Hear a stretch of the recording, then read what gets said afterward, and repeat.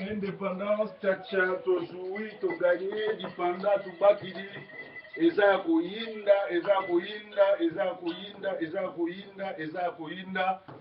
Tolobaki eke nzambe aza nzambe ya Congo, bakongolais baza bana na nzambe, ale molo tolobaki ete Congo ezali mboka nzambe, nzambe aza roi ya Congo, eza kokokisama parce que ba événement esalami semaine oyo eye kolongisa bana Congo.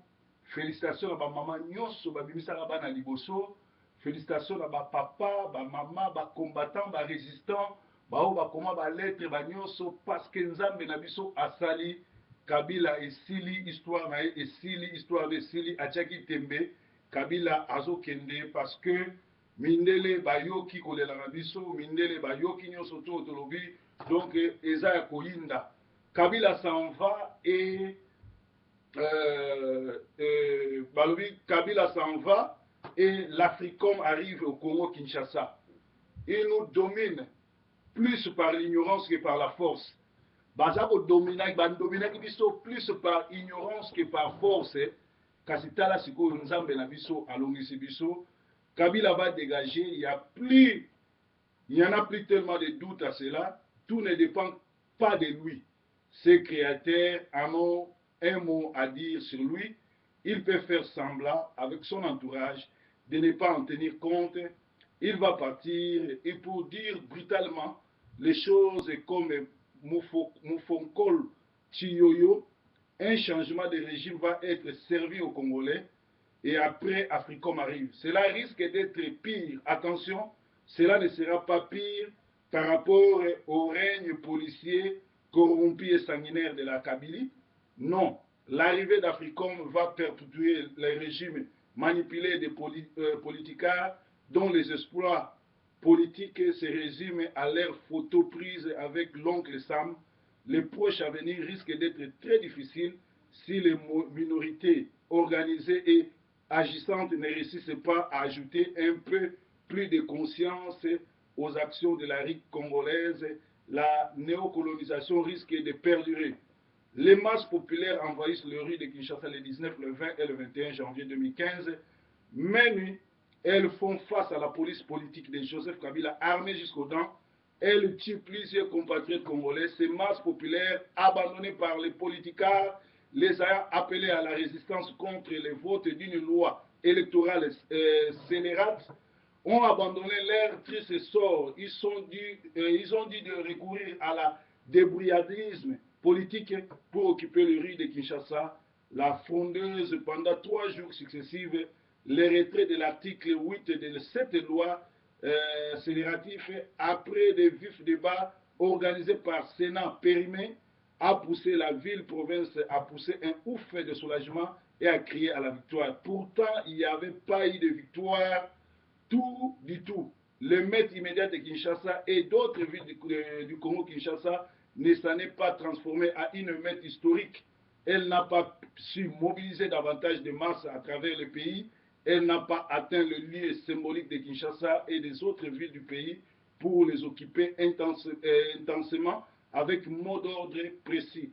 Elle a été rapidement récupérée par les politicards qui l'ont vite transformée en un désir d'accident, c'est-à-dire à un désir de la démocratie bourgeoisie semblante à celle des grandes démocraties occidentales gérées par les usurpateurs du pouvoir, ayant instrumentalisé les gouvernements représentatifs en faisant les petits mains du capital s'effondrer du pouvoir du 27 janvier 2015.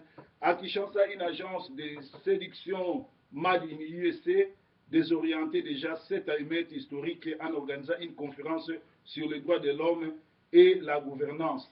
C'est-à-dire, eza koyinda na mboka Kabila zo kende, mais avant, nabetela bino suma solongo bien ndenge zo kende, toyoka lisusu indépendance tchatcha, parce que lelo ezali victoire monene ya peuple congolais, victoire monene ya ba combattants, victoire monene ya bato yo basambelaki ya solo. Parce que prophétie ya Simon Kimbangu, Mbilobeli, ya prophète Oyo Alain Moloto alobaki Congo, Jésus-Christ roi du Congo, et qui est na kokokisama, pelelo eza fête monene na Congo, parce que Kabila esili ponaye, akozala sous président Congo te ezali ndenge wana mpe ekotikala ndenge wana. Donc mokili ezotambola ndenge biso toyebi, ndenge biso tolobaka, ndenge biso tozosala. Yango wana bozomona breaking news ezalaki kombati, breaking news bazofinga yango, mais breaking news ezotraite badossier makasi ya mboka oyo lelo oyo à travers mosala oyo tosali na communauté. Lelo tozopesa bino sango oyo mutu moko te ayebi yango, même le terminateur akoya koloba yango après, parce que tozali na ntango ya indépendance. Tcha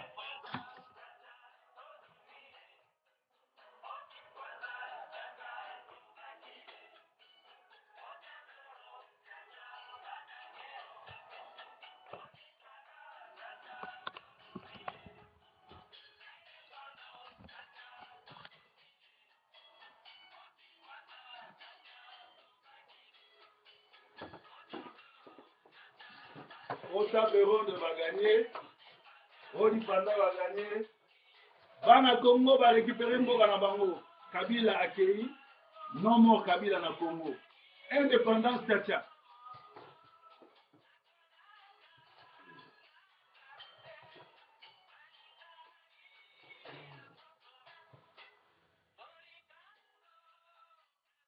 Félicitations na Congolais nyonso.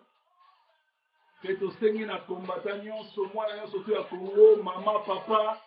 Bima le 28 juillet na Westminster Court tia eteli ya rouge na motu po eza mokolo oyo tozolenda kosilana na terminateur rwandais oyo azali moko ya bagénocidaire abomi na Congo.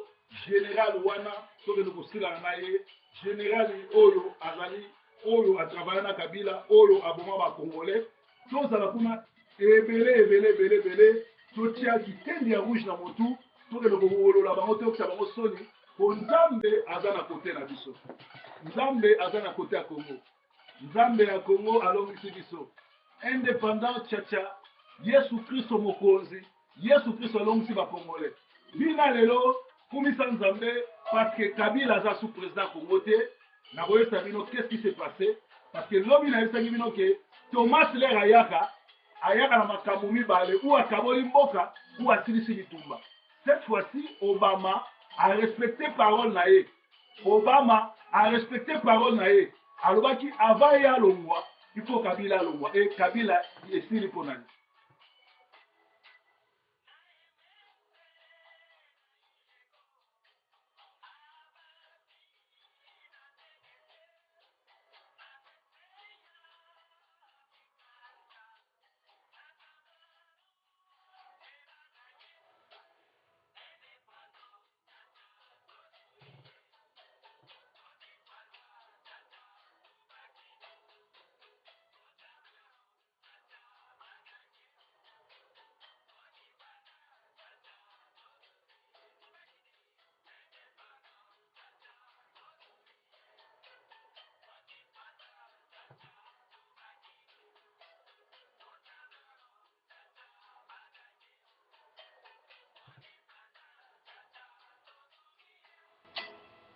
Merci.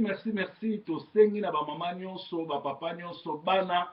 Tobima ebele le 28 juillet na Londres, na Westminster Court, esika bakosambisa le général génocidaire rwandais oyo aboma na Kabila.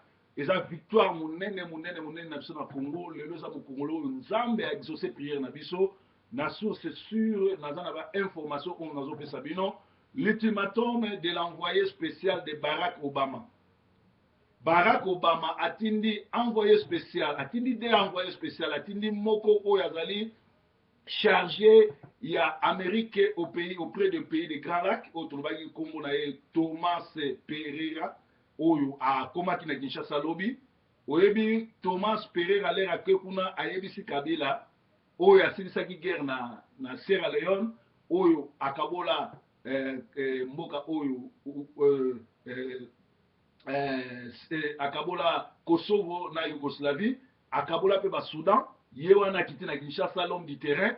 Le bakutani na Kabila ayebisi ke ko confondre RDC na Burundi te, makambo nyonso tu Burundi ezosala eza ndenge RDC te, ozana eloko mibala kosala ou okimo kende ou Kinshasa ndenge na lobaki lobi bakokata yo ndambo nde bakataki Samuel Do. Donc eza ya koyinda ayebisi Joseph ne confond pas la RDC avec le Burundi. Donc grande victoire pour les combattants, grande victoire pour le peuple congolais. Après Kenneth Road, directeur de Human Rights Watch, Joseph Kabila a reçu l'envoyé spécial de Barack Obama, l'envoyé spécial de Grand Lac, M. Thomas Pereilo, avec ce message, avec ce court message au génocide rwandais, avec tous les chaos que tu as fait en RDC, arrête ton agenda de glissement, barre-toi, car tu es un homme mort. Soko Kimite, Soko Longwete, histoire à Samuel Do, Talango na Facebook, il y a Didier Forme, Songo, Oromo na Ndenge, Basala Samuel Do, ou Azaki président Libéria. Alors, Alobi, après ces conseils, Alobi, arrête ton agenda de glissement, barre-toi, car tu es un homme mort. Un conseil à prendre ou à laisser, nous, c'est-à-dire nous, les États-Unis, la CEE, avons plus rien à négocier sur un prolongement de la Constitution. Alors, il y a Kabila Wangani qui est Ezali Batou, Batunde, Batouazo, Kosa, Yemoko, Azua Lobina été qui est Akobakisa, Akosala glissement. Kabila Awangani qui est Akokenene na l'élection, Akosala glissement, tout. Alors, semaine Oyo, Ezali riche dans des événements qui a changé les choses au Congo et donne la victoire aux combattants et aux résistants congolais. Human Rights Watch, c'est-à-dire, il y a droit de l'homme, il y a envoyé un bango spécial, na Congo, il y a Kenneth Roth, ou à directeur, il y a Human Rights Watch, donc c'est-à-dire droit de l'homme dans le monde, à Kennedy ko yebsa Kabila biloko mitano ake ko yebsa ye ayebise boy affaire force commune ya Maluku esili na noté parce que Kenneth Roth directeur exécutif ya Human Rights Watch na Kinshasa a salaki discours oyo ba source nanga sur batindelinga. Bonjour à tous pour être présent ici aujourd'hui. Au cours de la semaine dernière, je me suis rendu à l'Est où j'ai tenu des discours. Et ici à Kinshasa, j'ai eu aussi à rencontrer les défenseurs congolais des droits de l'homme dont le courage m'inspire, ainsi que des victimes de violations des droits humains et des membres de leur famille. Na translate en lingala. Alabi mbote na bino nyonso boye lelo na poko na lelo. Semeno eleki na zalaki na Est ya Congo. Pe avanaki na Est ya Congo na Kinshasa na kutanaki na bakambi ya droits de l'homme, ba défenseur ya droits de l'homme. Oyo courage na bango.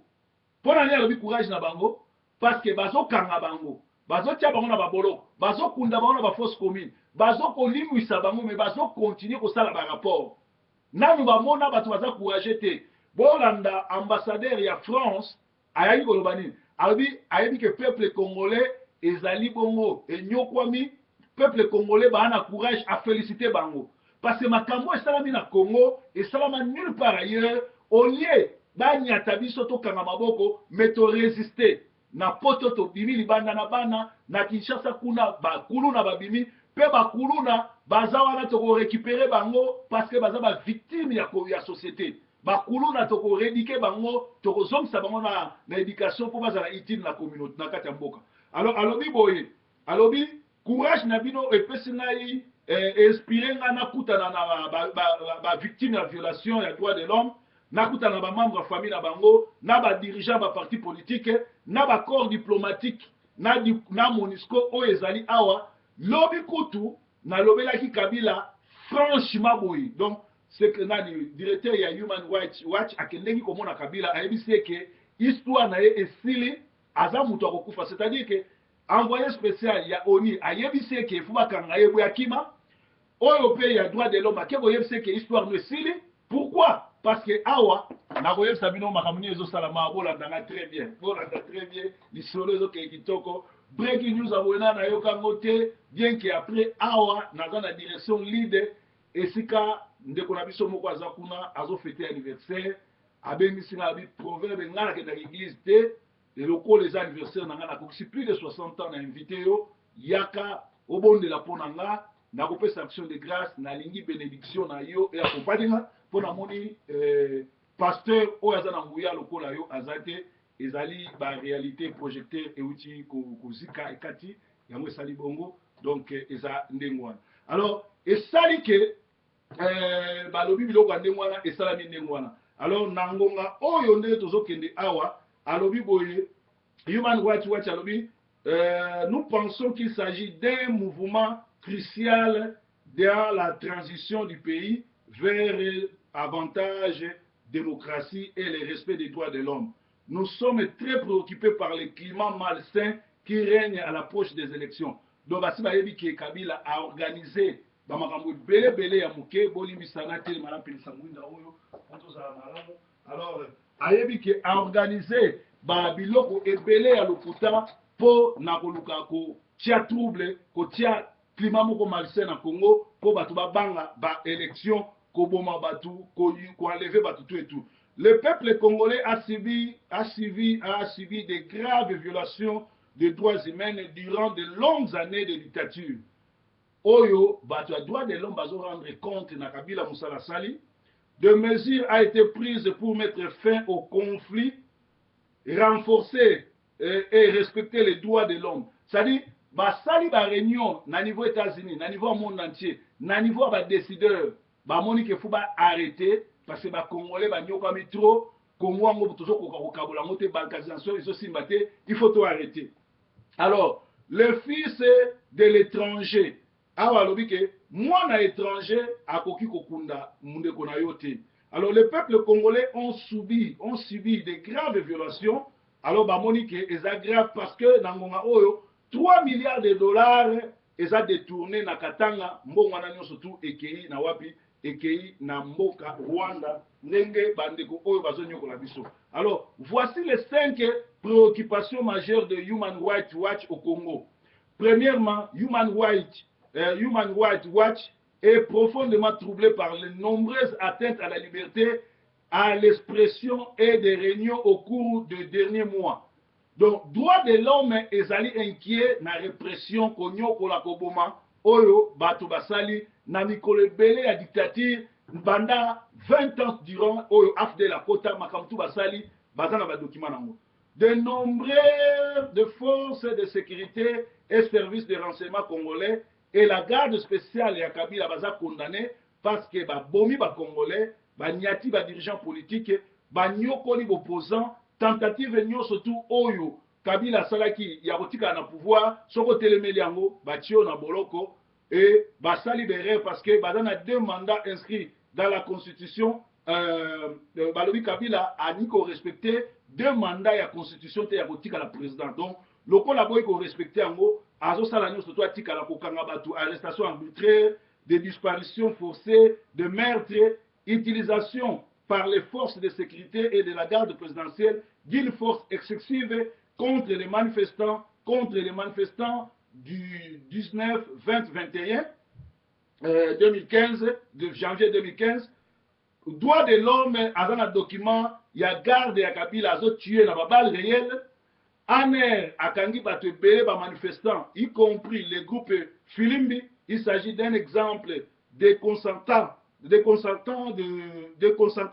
de l'intolérance croissante au pouvoir. Donc, Monique, ezali exemple que Kabila a respecté Batouté et Alingi Batubasa la manifestation tenenge ezali na constitution à Congo. À l'égard de la liberté fondamentale, l'expression et des réunions.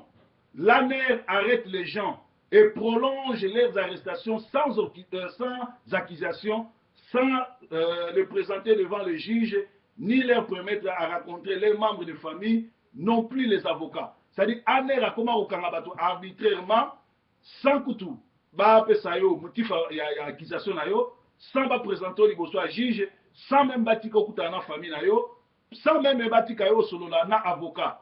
Tout cela est contraire aux exigences de la Constitution congolaise et du droit international. Par rapport à la Constitution congolaise, respecter en haute Constitution, et droit international. À Goma et partout au Congo, eza ndenge moko. D'autres leaders politiques comme Diomi Ndongala et activistes, coupistes, toujours en prison, bités à des accusations forgées de toutes pièces, tout cela pour avoir dit non à Kabila de rester au pouvoir. j'ai donné l'ordre à Kabila, Oyo, directeur et à droit de l'homme Tazoba, j'ai donné l'ordre à Kabila de libérer les activistes comme Fred Bouma, Yves Mwakambala, Christopher Ngoy, Claude Bouyambo, Ernest Kiaviro, Doué, Jean-Bertrand Ewanga et Vanu Kiboko.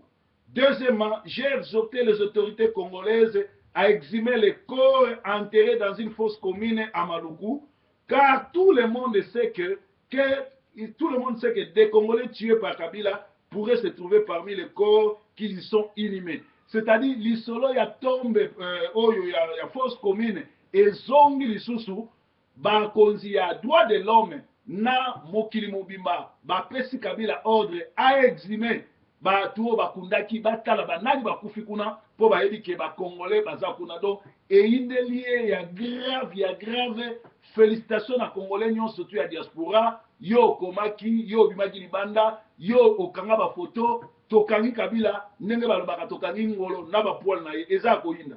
Hier j'ai rencontré plusieurs membres de famille qui ont déposé des plaintes conjointes demandant que justice soit rendue et qu'une enquête crédible soit menée sur la fosse commune.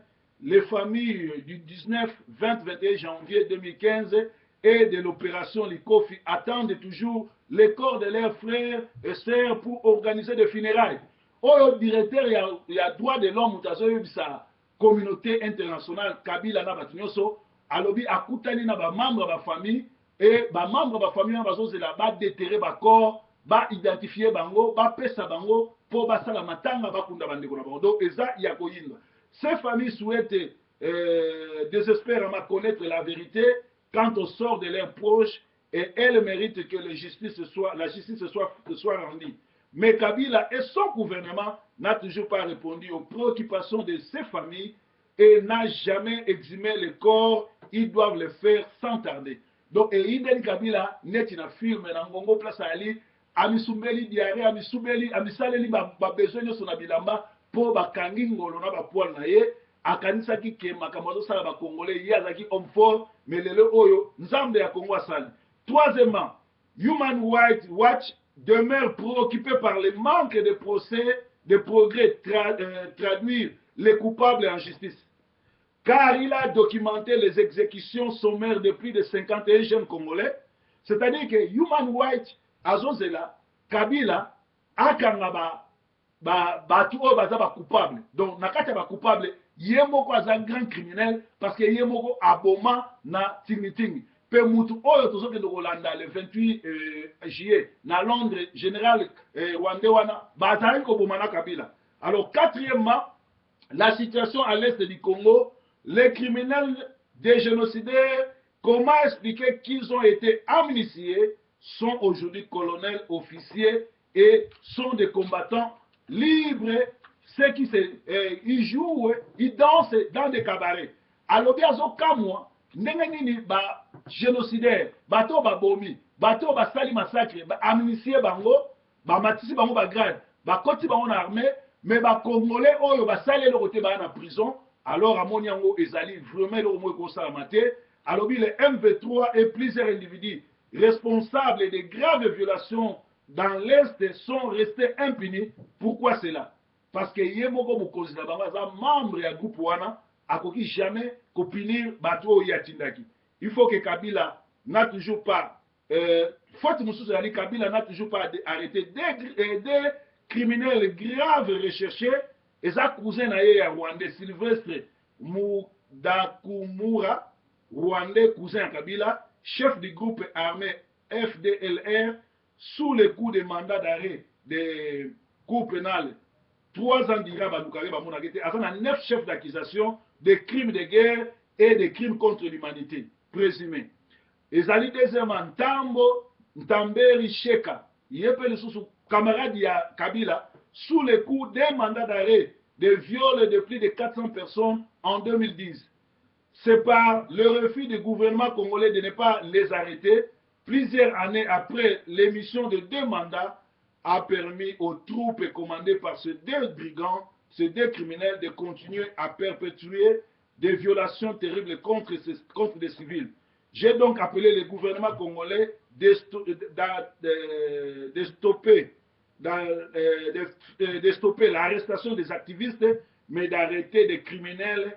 Un mandat d'arrêt, ce n'est pas un papier qui ramasse la poussière, c'est un appel à agir pour mettre fin aux violations des droits humains. C'est-à-dire, Kabila va fonder la communauté internationale, droits de l'homme, basali ba mandat international pour nous des criminels ba cousin nae, akanga bango te atika bango bazana Congo baliaka bamelaka, apesa bango ba passeport congolais sur ça la crime. C'est-à-dire buzo ba Kabila nyoso to asalaki ekangiye pe makambo oyo esukeliye et comme c'est na suka.